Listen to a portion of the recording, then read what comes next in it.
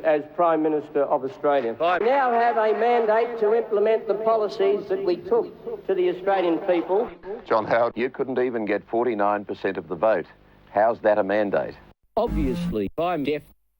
Obviously, I'm deaf to the views. Obviously, I'm deaf to the views. I'm deaf to the views. I'm deaf. I'm obviously, I'm deaf to the views. Obviously, I'm deaf to the views. Obviously, I'm deaf to the views of the voters.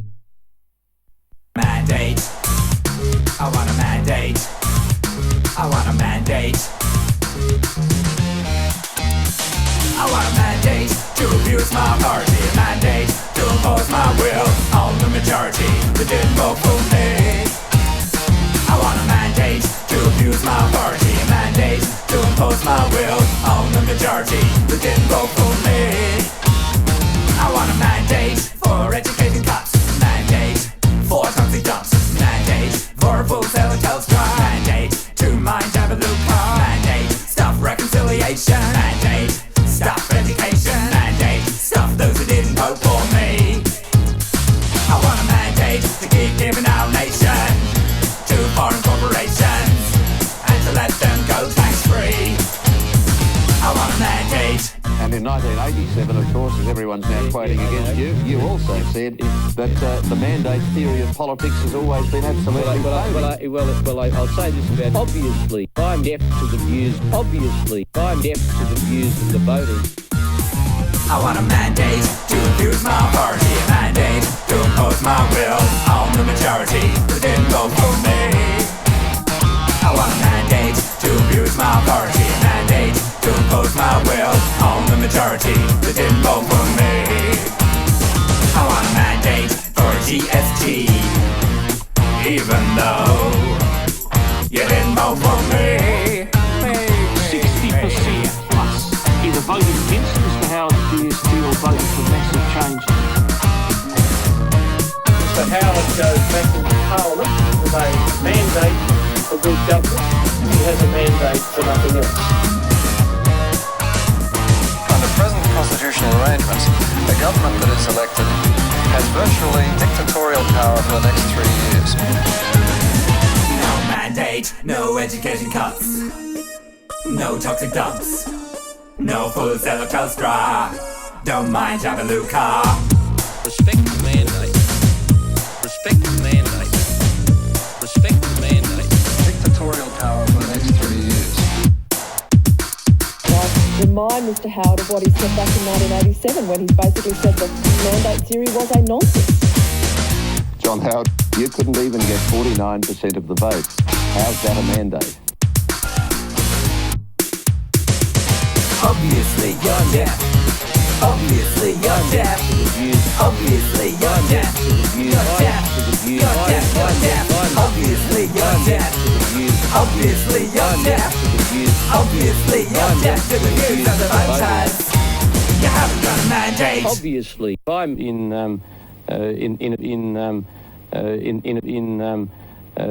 a state of delusion.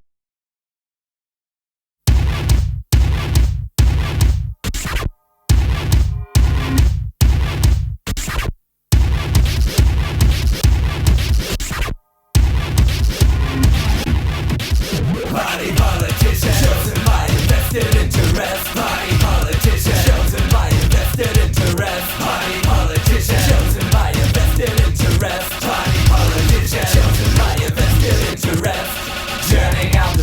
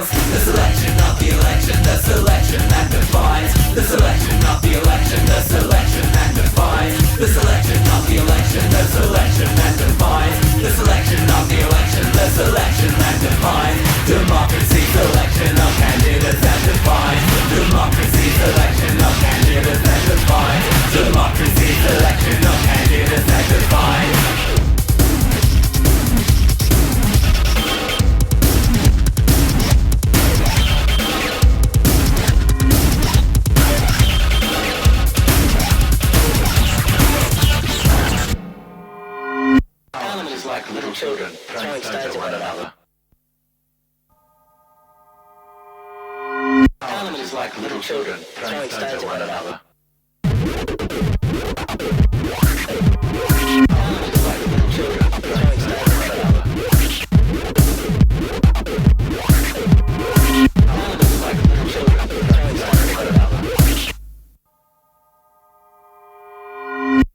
This is not what we expect from democracy.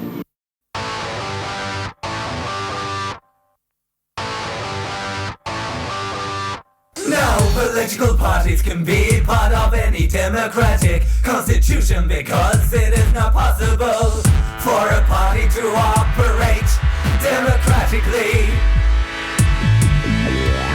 This is because the party think the founding system depends upon the members agreement to vote along party lines. A democratic illegality. A politician will give the greatest loyalty to the party that controls their salary. A politician will give the greatest loyalty to the party that controls their salary.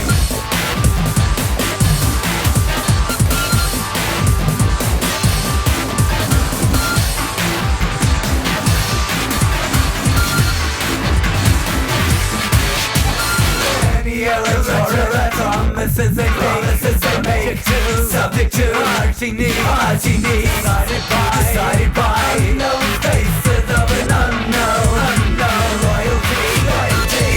A politician will give the greatest loyalty to the party that controls their salary. A politician will give the greatest loyalty to the party that controls their salary.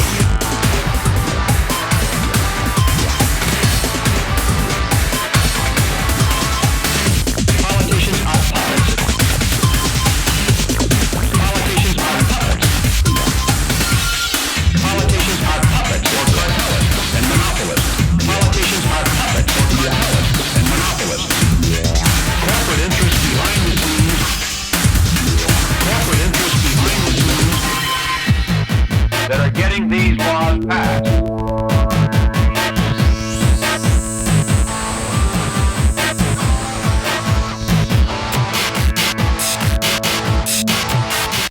Puppets.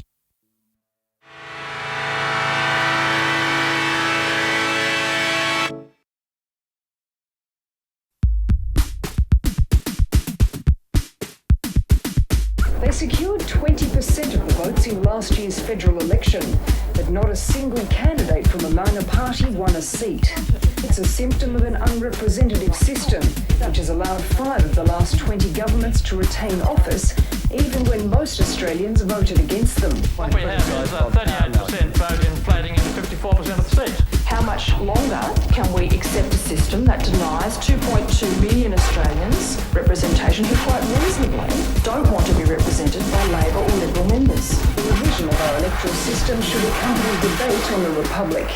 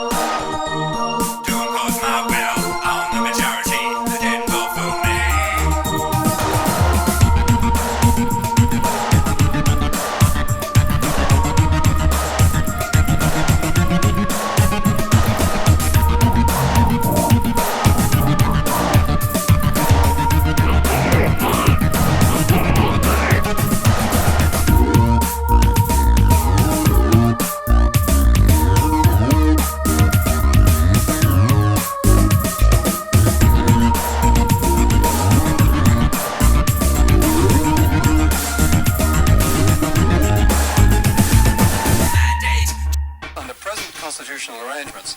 A government that is elected has virtually dictatorial power for the next 3 years.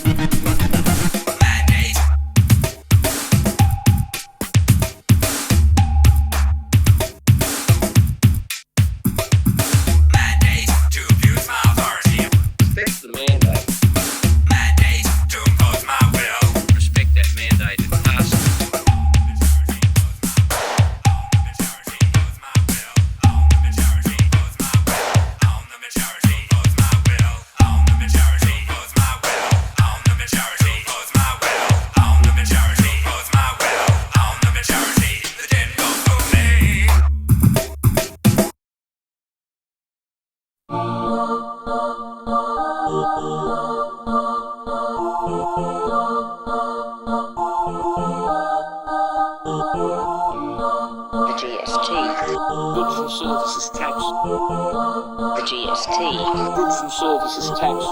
This GST is about the high rollers. This GST all along has been about ensuring a redistribution of funds from the poor to the rich.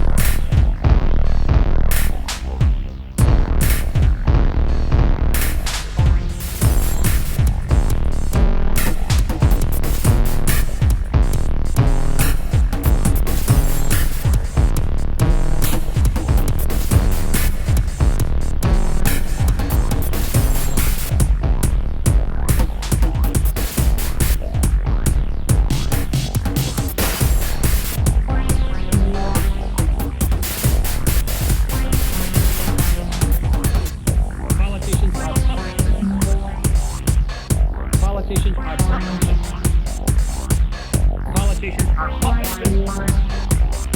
Politicians are puppets in many cases for cartels and monopolies.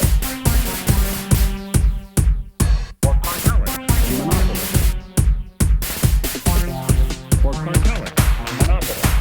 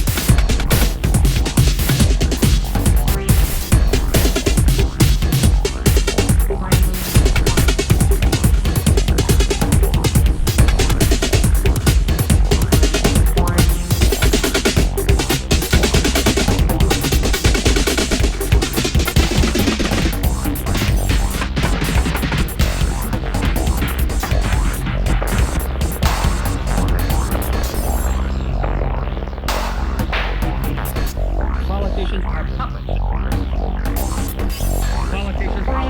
are puppets for cartels and monopolies.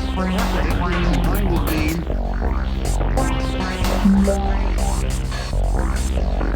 Corporate interests behind the scenes that are getting these laws passed.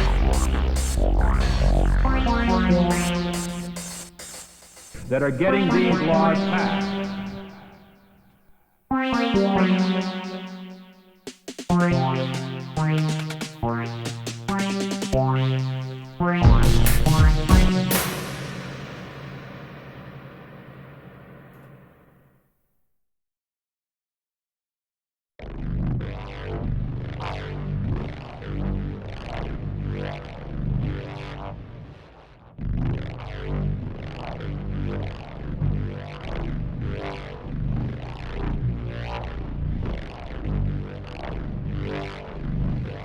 This is a uranium mine that involves pumping sulfuric acid into the underground water and then extracting it with uranium.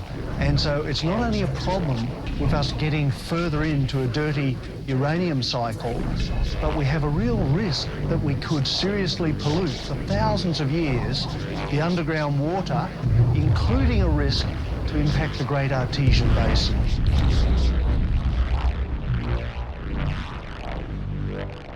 And we believe the future of underground water, particularly in dry areas of Australia, is so important that we shouldn't be putting it at risk. So we say, surely in this case, involving sulfuric acid and involving uranium, we should be ultra cautious.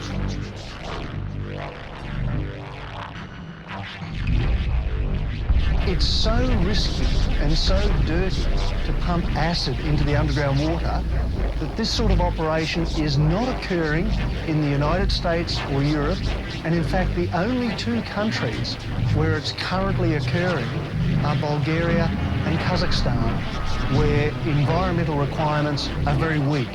And so we're approving a very dirty and risky technology in our fragile desert environments in South Australia, and we're deeply worried by that.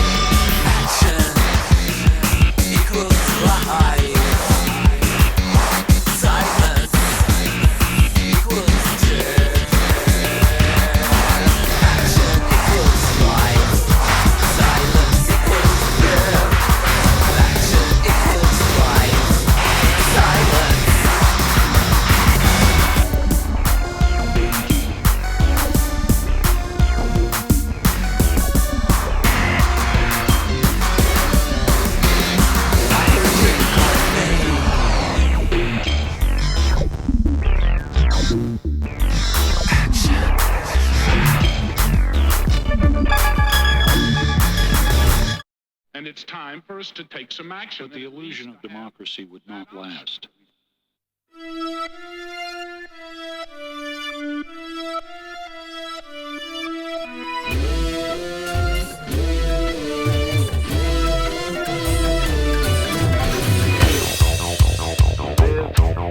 Entangled in webs of forgiveness and deceit. We live in a highly indoctrinated society where elementary truths are easily buried.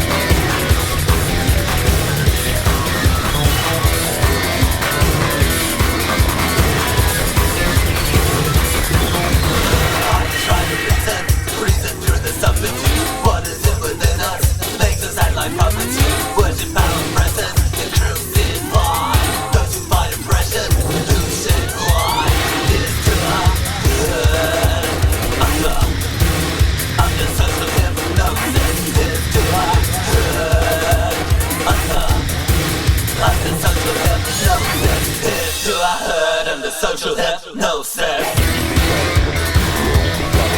All the thoughts in our heads just a program of the corporate state. As long as we bow down to a media monopoly, our lives will be ruled by deceit. Nowhere else are people so addicted to apathy, entertainment, Naive faith and emotionally potent oversimplification. Come on and show your love for what before you sold. We need to take control over our own lives. We need to open eyes, read between the lines, to expose the crimes of the truth to life.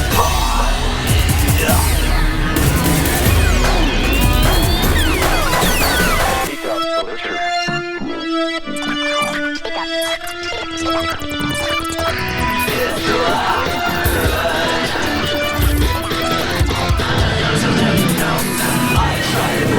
Try to fight the substitute what is it within us. Make sense at life, perfect within our reaction to our media lie. We are rooted upon the line down rise.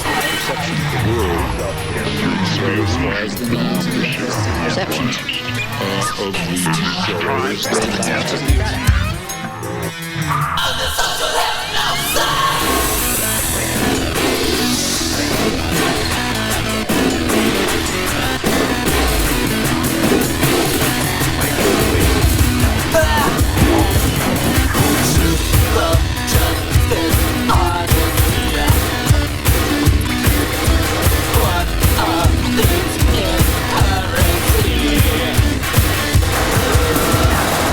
But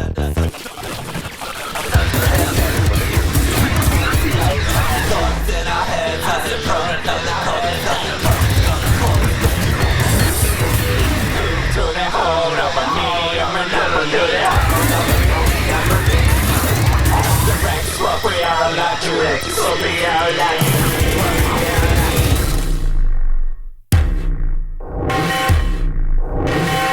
on and show your love, who want before your soul. We need to take control over our own lives. We need to open the line between the lies, to expose the crimes of the truth survive.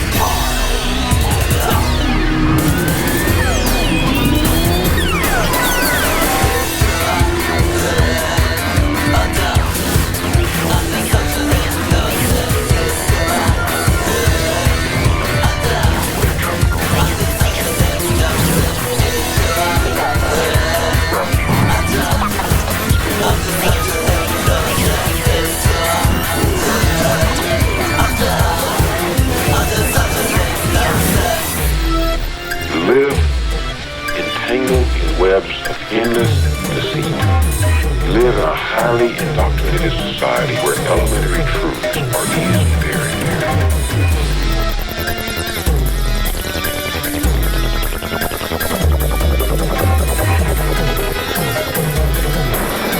Not the case, as the naive might think that indoctrination is inconsistent with democracy. Rather, it's the essence of democracy.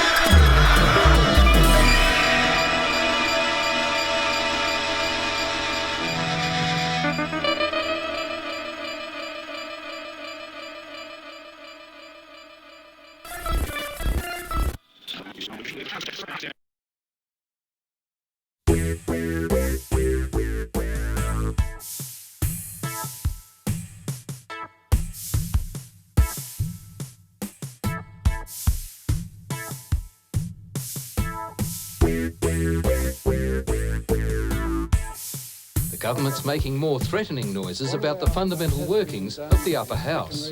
Peter Reith. And I certainly will be a stronger advocate for reform of the Senate in the future. Can I say that the Senate was very workable in the last Parliament? Despite that, we continually had the claims that it was unworkable, that it was obstructionist. We passed about 98% of their legislation. It's worth pointing out that in 1996, the coalition only received 44% of the Senate vote. And this election, they only received 38% of the Senate vote. Now, how on earth government, which only gets 44% and then only gets 38%, can seriously ask that it should be allowed to have a majority in the Senate? I find that a most extraordinary request.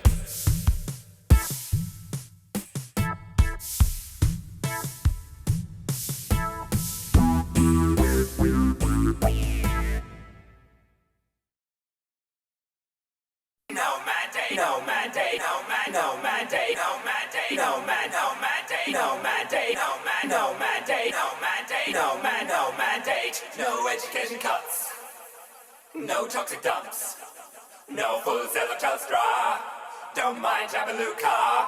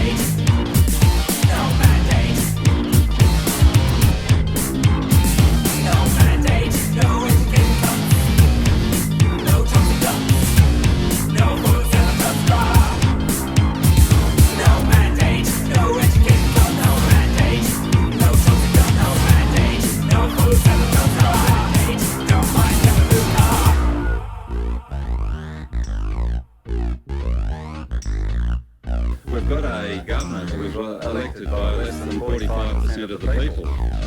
And bringing in major tax reform, we've got less than 45% of the vote, even if you add the Democrats.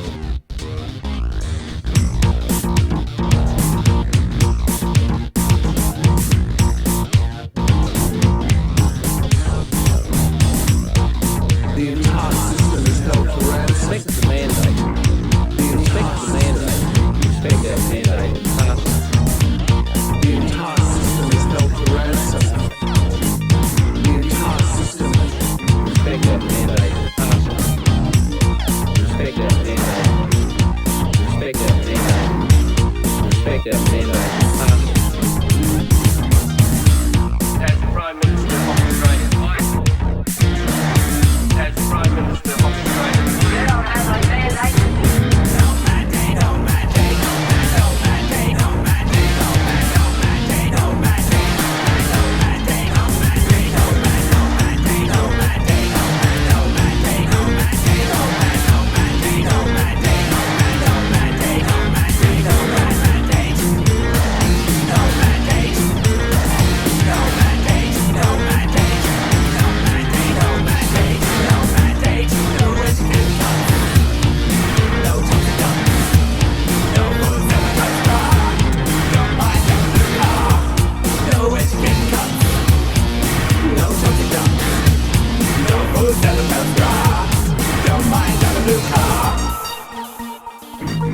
Peter Reith, you've lost a huge swag of seats. The GST is clearly unpopular.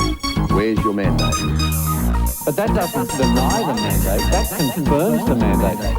But that doesn't deny the mandate, that confirms the mandate. 60% plus either voted against Mr Howard's GST or voted for massive changes. as Prime Minister of Australia, Dictatorial power for the next 3 years. 60% plus either voted against Mr Howard's GST or voted for massive changes. The tyranny of the minority. 60% plus. The tyranny of the respect our mandate. The tyranny of the minority. Respect our mandate. The tyranny of the minority. Respect our mandate. We've got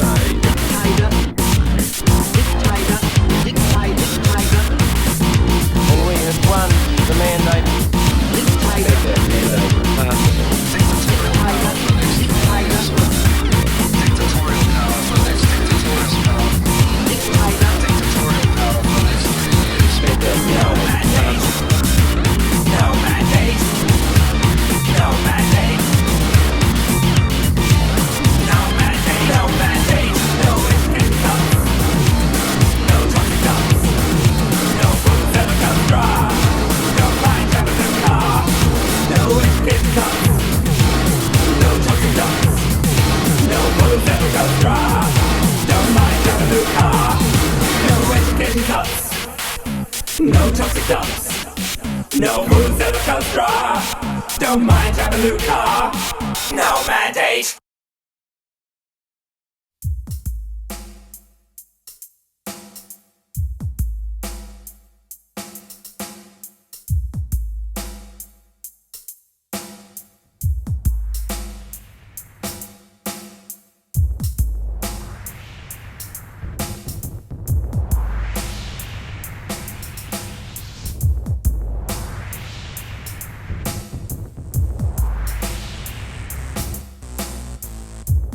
There's a real danger with the current Senate of the tail wagging the dog.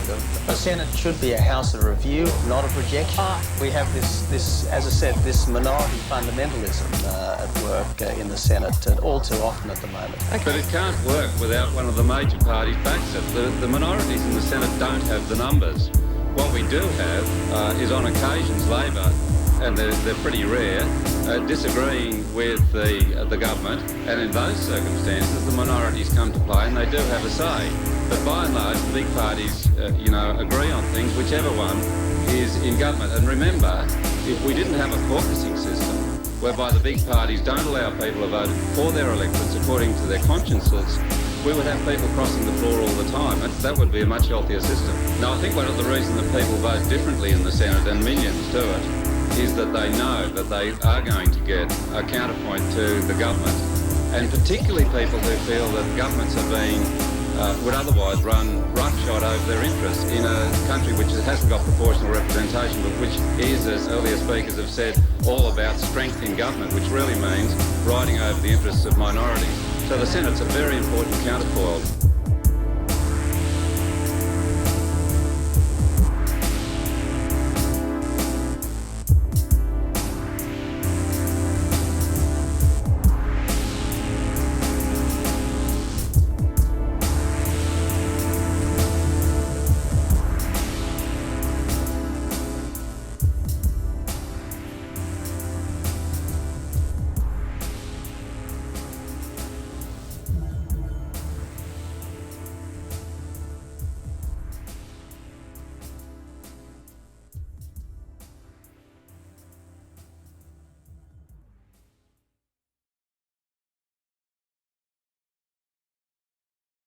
Tax the transnational corporations, not the poor.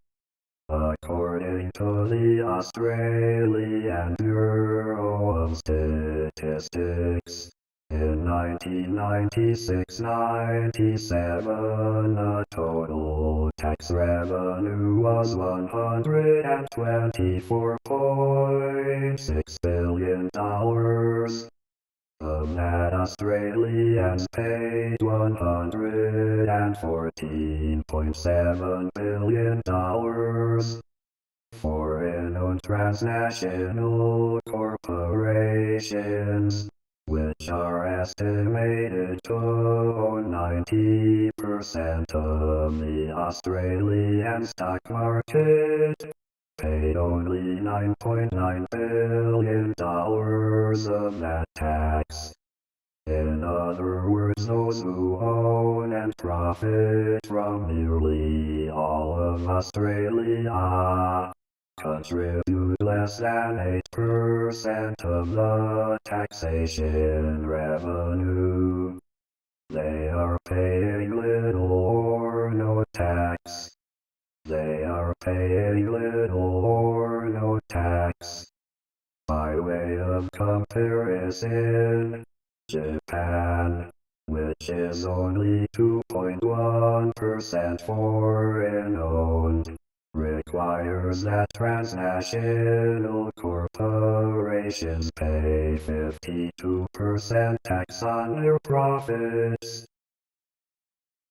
Why are big business, the Australian mass media, which is mostly foreign-owned, and their puppet politicians so keen on the goods and services tax?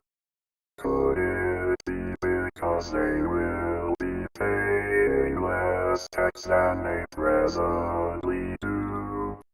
If they pay less, it means we pay more.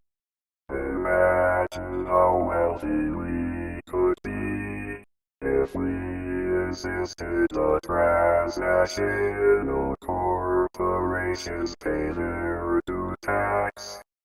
There would be no excuses for the government to privatize and virtually give away our public utilities, or for them to cut back on social services. Tax the transnational corporations, not the poor. For more information, www.teknet.au/UIE/TAX. Or contact us and P.O. Box 173, Noosa Heads, Queensland, 4567. Politics can be fun. Volume 1. To be continued.